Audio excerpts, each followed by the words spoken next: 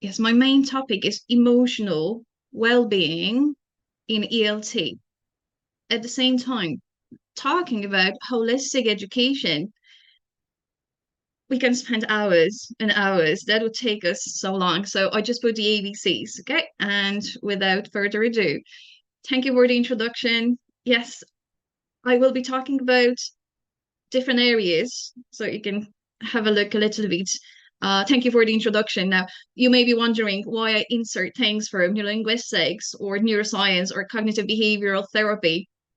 I'm actually doing therapeutic teaching as well, and I work with different age groups. So, primary, secondary school students, university level, um, or private sessions and group workshops. That gives me that perspective.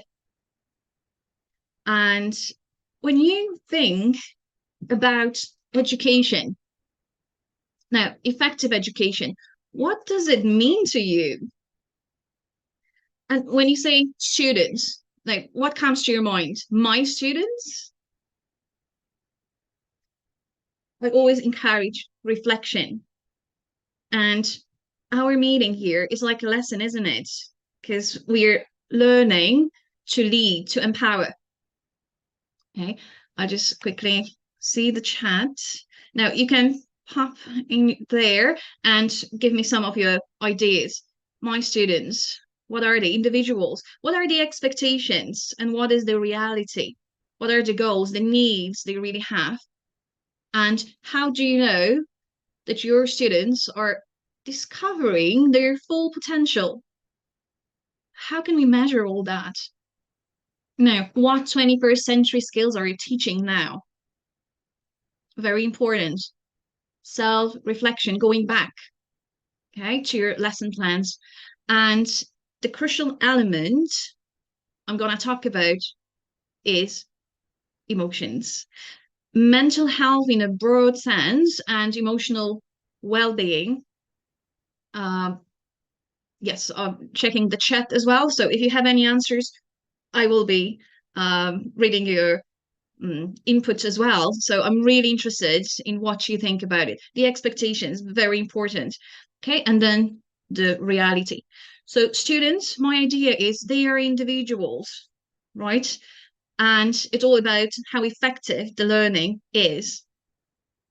But there won't be any result, expected desired result, if students do not feel good or well, do not feel safe. How are you going to measure that happiness in the classroom? We know how to measure tests, different skills, and so on. But even talking about skills, okay, it is always holistic. Please think about it for a second.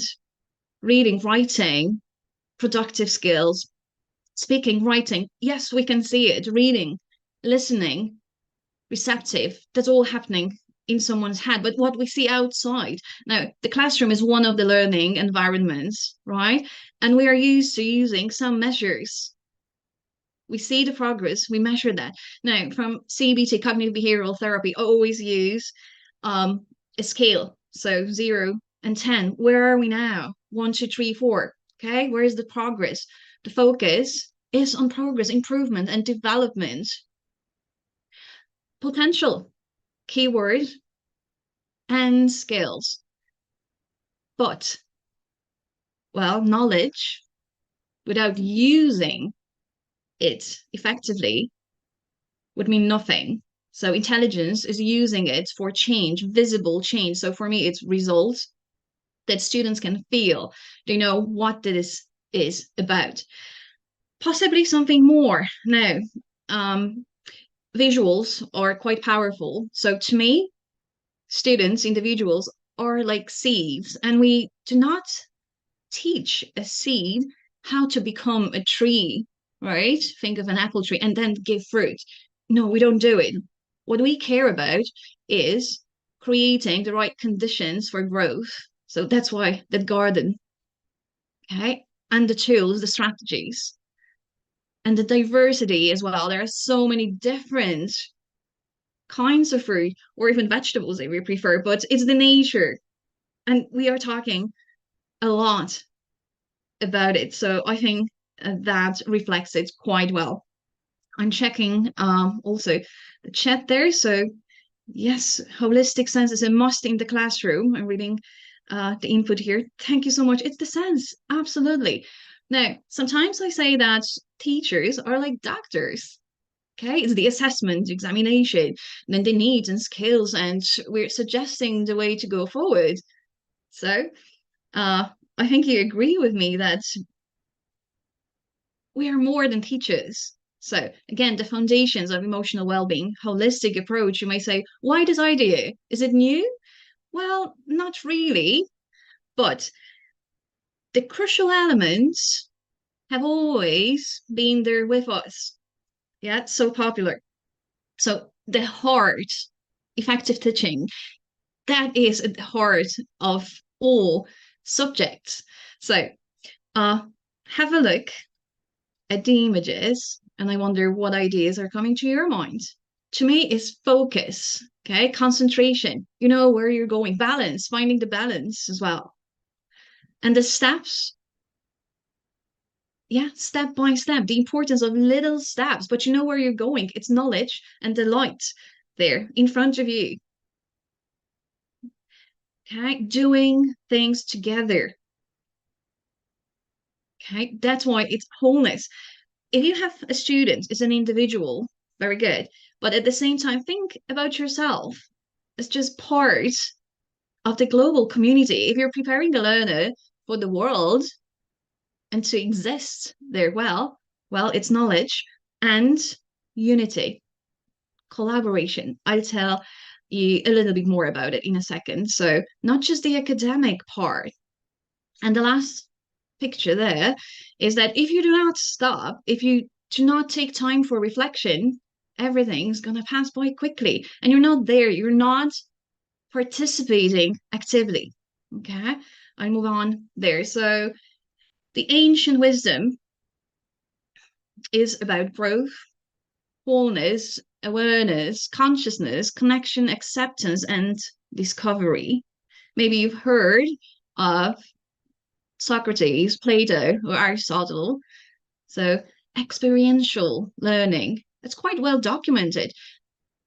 These philosophers were talking about knowing yourself or thyself, then. So, it should be active, practical, rational, and constructive. Now, what is rational? You may say, like, whatever we cover in the class is rational, right? Yeah, but there is something more. Ask the question why. And from the learner's perspective, it's like, why am I here? Why am I learning that? So it's very much linked to motivation. Okay. There will always be that question the brain will ask, why am I doing that? Motivational speaker, Simon Sinek, one of my favorite um, speakers out there, says about that. First, it's why, not what you're doing, not how you're doing, but why you're doing that. Okay. So more uh, dimensions, if you prefer. Psychological one, okay, emotional, cognitive, understanding. You won't be engaging in something if you don't know the basics, the steps, the elements. Okay. So you, as the educator, as the teacher, you have the passion, you should have the knowledge as well, but you're transferring it. So it's everything. It's the communication, body language as well. Okay. It's quite personal for you as a teacher. Okay. If you find a connection to what you're teaching. Okay. The next part is physical. Okay. Now it's online. So yes, you're sitting in front of the computer, but in the classroom, make it more active. So movement, maybe music, and so on. Then spiritual. We always talk about mind, body, and spirit. So again, there is something more to it. And social, pro-social skills. We're preparing our learners to interact with others, okay, to be active citizens. There's a picture. Yeah. What is the right age to start that? Well, any age. I do a lot of projects, and the youngest one was like 5 years old. And I say 5 or 105, it doesn't matter. Any time is good to talk about it because that's real life. This is the mindset and the approach. So, indeed, we are learners and we are members of the global society. It's good to have a framework, like what we're following, the steps, right? So, communication, of course, collaboration, again, critical thinking, and creative thinking. The teachers are like artists. Would you agree? Okay. At the same time, every person is an artist and is discovering that potential. So, a few pictures again. The sky is the limit. There are no barriers at all. And creativity is just connecting the things. So, allowing the learners to experiment, enjoy, test, try. Okay. Remember, the classroom is just one of the learning environments. So, it's not an empty bucket. Okay. If you have a person in front of you, they have the background knowledge, their needs, okay, their dreams, and they're forming their own connections. So if you think, okay, fair enough, that makes sense, good. But is it just in one country or is it global? Well, is it something that we should think about, or is it an alternative? Well, just have a look. I picked only three examples. Like student well-being is sharply declining. So that's from the Irish Times. Or American Psychological Association. Okay, student mental health is in crisis. Campuses are rethinking their approach, rethinking right now. Okay, so it's happening. That's why it's so important to start thinking how you can make those changes as well. Now, the Guardian experts lament appalling decline in health under fives in the UK. Okay, so the age, if you're wondering, um, any age, start as early as possible. Theory and practice again. There are some models currently, and you may choose your own strategy. Okay, experiments. Okay, go discover, and you create those opportunities in the class. Okay, experiential learning, self-guided learning. Now, when you have a limited time in the classroom, you can't cover everything, right? But you're giving the direction, you're guiding. Now, different disciplines there, so you're connecting the dots later, okay? Or allowing the teacher and the student to cooperate and talk about different things. But it's not just one subject. Now, when we have um, the goals and talking about environment, you can mention the needs, the values. So it's always broad. We don't stop on just one topic, right? And those are stepping stones in the development of the child. And again, happiness, joy, passion, okay? And some quotes, famous quotes, covered it quite well. So let me present them. Educating the mind without educating the heart is no education at all. Okay? Opportunities don't happen, you create them. Another very famous one. Don't count the days, make the days count. So every single lesson, you will have no problem with motivation, or it will increase greatly. Okay. If every single day you will present something valuable in a very interesting way, but you need to know your students very well. Okay. So life experience is the best teacher. When they tell you you're the best teacher, I love it. Well, it's flattering. That's very good. You're going in the right direction. But at the same time, okay, it's experience. You are preparing them for life. Be the change you wish to see in the world and in your students. Don't just talk about it. I'm very practical. So again, I try to say and show them. And you're the role model for them too. So again, perception, reshaping young minds. Yeah, looking at the whole person. Knowledge, as I mentioned before, feelings and emotions, an inception. It's like, what's going on internally? Are they feeling included in your class? They observe all the time and they can pick up more than you think. Your learners, okay, are very, very careful observers. You can turn it into mindfulness and teach them some practices every day, even outside of the class. Okay, positivity every single day.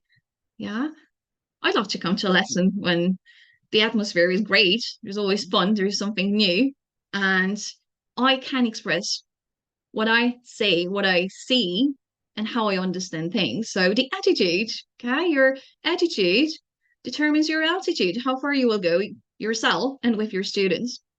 Now, habits, of course, you may need to adjust something and change. So, Atomic Habits is a great book by James Clear. Uh, Gradual changes every single day. And I mean, also in your lesson plan. Okay, so every lesson can be a little bit different. So, adjust that. Now, talking about emotional well being, students like to compare each other, and it comes down to self esteem later on. Okay. Well, there is the element of fear, always. We learn every day. But the key thing is not trying to remove that fear. Actually, what's fear? Fear is false expectations appearing real. So we always imagine things, yeah? But they may not happen. So trying to calm down by deep breathing and again, mindful approach and activities. And it's not without, but with fear. Okay. This is it. And you can share your experiences with your learners as well, that you've been there, you know what you're talking about, okay? That's normal. So validating their emotions and sometimes their concerns as well. Being with them for them. Um, Something different again, talking about holistic part. It's the whole body. I can't imagine going to a doctor and he would just examine one part without asking me about my lifestyle, about other things, okay? Different parts. That's my organism, my whole body. Apart from that, it's the mind and spirit, as I mentioned. But let's have a look at that. It's the ancient Japanese exercise, a hand to balance your emotions and boost your energy. Sometimes I tell my students, nobody has to know that you're actually self-regulating right now. So there are things you can do yourself, okay? Like closing your eyes and imagining things, then open your eyes if you want. So deep breathing, or yeah, the touch. I do multisensory teaching a lot. So we don't use touch enough. Think about it. Worry, fear, anger, sadness, and trying things. So try it at home and nourishing. Okay. Why do we have four fingers and a thumb? Why? Every single one has its function. The same for us. Okay. And the self-reflection is also about you. Okay. Your emotions. Do they take over? Do you know how to calm yourself down, calm your mind? Can. Knowledge, everything goes to the brain. But how about the mind? Strengthen the mind. I talk a lot about memory, and I've written some articles as well on how to improve your memory. How can you remember things? How can you enjoy, yes, all the elements and mm, connect all those dots? So, attention, focus on attention. That's why this is all about using your body too. What strategies are you using in class right now? This is my question, and I see the chat. If you don't mind, just yeah, why this is important. Questions. Uh, okay, memory lane. Yes, absolutely. Learners, spiritual manner. Yeah, calibrating, building rapport. Great ideas. Thank you so much. Yes, yes. So this is for you now. How effective are they? And are you able to implement some changes? Okay, you may be talking about, book, yeah, that sounds good. But how will you find the time? How are you going to link those things? How are you going to introduce something new? Okay, everybody is afraid of change. Like, it's been working for a while. Why should I change it? Okay, to see, to explore, to experiment. Okay. Now, what age group or groups you're working right now? Adjusting those things. Is there enough training resources for you, or do you need more awareness, like in the community, in the school, or in the classroom? So more workshops or webinars. I'm open to collaboration. And yeah, maybe more self-study time for your learners. Just simple activities in their free time. I prepared a list of some commended literature, and there are other things like TED Talks or projects that you can utilize as well. So, just a few books. If it's new, maybe interested, okay, in exploring reading a little bit. So, mental health and well-being, you can see on the screen. So, I don't need to read that. The neuroscience, self-driven child, and the whole brain child. That's by Daniel Ziegel as well. I had workshops with him. So that is so important. Why emotions? It's like the well, okay? And the wheel of emotions, mood swings, that's going to change every single day. And turning the emotional well into emotional wellness, that's the goal. Can you do it verbally? Well, your words have power, but it's nonverbal communication as well. So, yeah, crucial. Always think of the mind, brain, your thoughts, feelings, and behavior. You know, CBT again, cognitive behavioral therapy, says about that connection quite strongly. So your thoughts affect your mood, your feelings, and then from there you act your behavior. You cannot expect visible change that someone's gonna go and do it if there isn't that internal force that tells them. And what tells them? Thoughts. So be careful what you're thinking of, right? And you can present whatever you want to cover in class using brain friendly techniques. So it's wonderful, isn't it? Remember that we have our own meta models. Well, what is it? We communicate in a different way. We have the triggers, okay? Your learners have their triggers. And the map is not the territory, okay? So it's the perception too. If I'm talking to you, you may have a different picture of that. You will remember different things. Different words will stay with you, and you are creating your image. And I try it in class as well. And I tell my students if we watch something or listen to a piece of something, and I said, okay, take notes, and then we'll talk about it later. And they, without instruction, just try it, okay? And they will have a different version of the same thing. So that's if you sometimes think that's the same, what you're saying stays in your learner's heads. I don't think so. It may be a totally different thing, different experiences, okay, different ideas. It's a different meta model. And if you want some more information on it, do contact me because I do a lot. That's NLP, neuro linguistic programming. Um, okay, so the next part is the role of hormones, serotonin, dopamine. Now, talking about staying focused and alert, think about noradrenaline or cortisol, that's the stress response the students are getting. Do you think about hormones and the role? Do your learners know about it? Mental health, in a broad sense. Endorphins, better mood. Okay, you can't be happy and unhappy at the same time.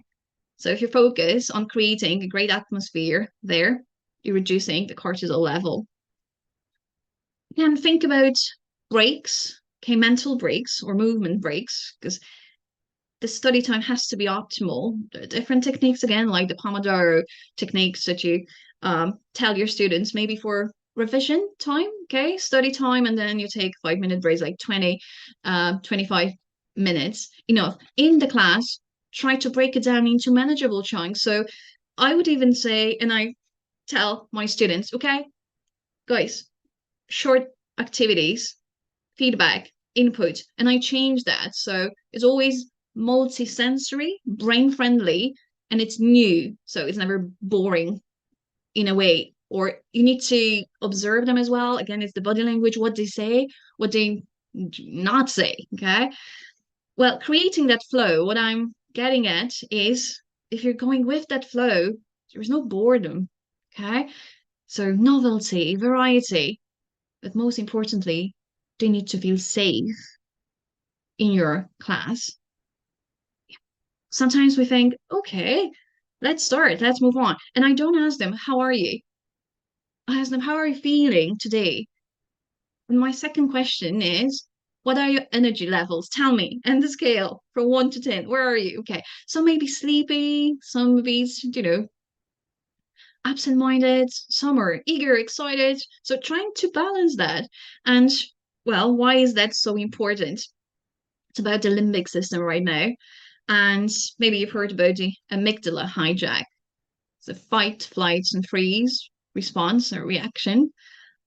And if you know it's coming, okay, you feel you're threatened. Again, it's not that you feel really. Uh, it may be imaginary. It's just your thought. I mentioned that before. Your thoughts it doesn't have to be real, but your feeling comes there. Okay, it's very, very overwhelming.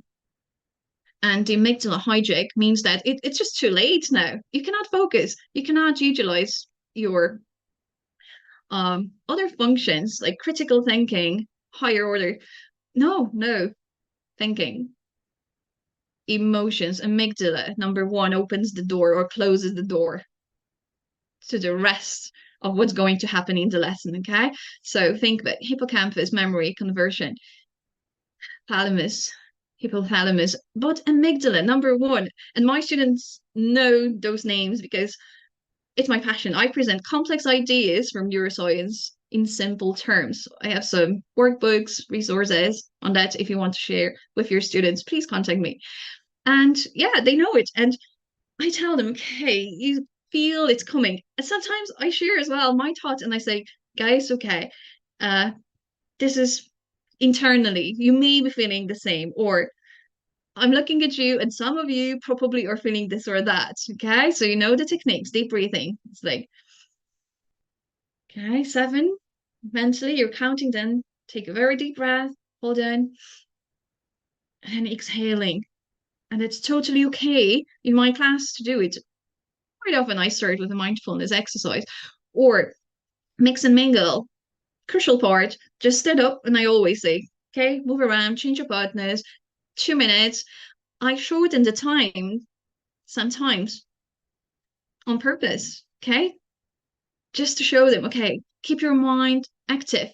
But if you're so active, there is no time again for boredom or fear, but everybody has a chance, okay, to experience something. Because remember, some students are shy, are just introverts. And my job is not turning introverts into extroverts. It's their personality. So I'm not changing them. Okay. I'm just giving them the safety, the comfort in the classroom and teach them how to self regulate. Ultimately, I'm checking, is my learner's mind full, or are they all in the class mindful of what's going on? Okay. With the fixed mindset, the growth, fixed mindset could be, sorry, on we've been doing it. Those strategies have been working. They know it. It seems familiar. So they feel kind of safe with that, right? But the growth, I say, okay, if you're not changing anything, hmm, this is the enemy of growth, fear. Okay. And your comfort zone. Yes, with the fixed mindset, I agree. It has been working, but do you want to grow? Do you want to try something? Please remember, your comfort zone is the opposite of growth. So they grow with me, and I'm trying to encourage them as much as I'm encouraging you as well. So, a few moments for you. So, what strategies are you using regularly right now? Or other things, or maybe a combination of something? Okay. What steps should you take to add something new? Mhm. And how are you going to present that to your students? That's the thing. Now, the words have power. I'm a linguist, and neurolinguistics is in my heart. So I say, okay, the typical mistake is this is very difficult. Like sometimes teachers say this part is challenging or grammar is boring. Don't say that. Please don't say that because you're instilling that in the brain, okay, right away. And remember, you're the role model. So if you're saying that, it must be difficult. So, okay, show it with passion, new strategy. Say, hey, let's try it. Okay. It's like a lot of humor. See, I'm full of energy always. And even my colleagues ask me in the morning, like, where do you get the energy from? It's like, well, I work on it. And I learned how to be happy every single day because our brain, the default mode is actually worry, okay, danger, what's out there, survival. Okay, so I switch. And authenticity, I believe, is the key. So if your students see you happy in the class and doing those strategies and being authentic every day, okay, and having time for them too, emotional well-being. You don't leave emotions outside of the class, you bring them to the class. So I ask them, what has happened? Okay, share your achievements with me. Do you have your own ideas? I'm always open and I always agree. Say, okay, let's try your idea. Very good. Grant. Self-awareness. Okay. If they are empowered, they rediscovering those things quicker. Yeah. Metacognition, what is it? Knowing how you're learning, how you're thinking. So extra questions like, is this good for me? Now, could I try something else? Why? I encourage asking extra questions, okay, internally. And I say the responsibility is shared. All right. So I'm giving all my heart, all my effort. I'm in the lesson, but you have your responsibility too to continue to keep it going outside of the classroom. So come back next time and tell me how you've used your knowledge. Okay. Metacognition, know yourself better. Ask those questions every single day. You can have a journal, writing down. That's again CBT, a very popular thing now, being a reflective learner and teacher. Metacognition is with me every day. Empowerment, I'd say. So positive psychology for everyone. I don't separate myself as a teacher, the authority. It's like, okay, we're one. We are one in the class. And remember as well, there might be some neurotypical or neurodivergent learners. Okay, I'm a dyslexia specialist and I specialize in not just assessing what's wrong. Actually, my therapeutic teaching is fixing as I go. So there are challenges, mental blocks, cognitive behavioral, personal. It's possible if you know the therapeutic language, if you're a therapist. So I'm turning a class whenever I can into kind of a session, but that's embedded right in my language. Okay. Because I use other parts too. So neurolinguistics helps me a lot in that I have separate webinars and things on that and some articles like in Modern English Teacher in the UK. So it's about you, learners, and the teachers. Positive psychology for both. The next part, hmm, removing labels, the power of words. Don't say, okay, I don't know that person quite well. Tomorrow it's going to be a different person. I cannot say you are that. It's like progress, okay? Development. You've done this really well. Or that particular specific thing. If I don't know what I'm supposed to do, if you say, you're great. What do you mean? Today your performance was great. What do you mean? It's like students say, I'm not good at this, at grammar, at speaking right. Which part? Let's break it down. Okay. The importance of little steps. Yeah, uniqueness. Everybody is unique. And I cherish this and my nature. This is our nature. Okay. The process and the progress go hand in hand. Think about it. If you're adding a new strategy tomorrow, okay, you will discover something else, but you need to be open and willing to change the perspective again and get out of your comfort zone. Our body is made up of about 60% water. If you like experiments, and maybe you've heard of that one, and it will convince you even more. So the words have power.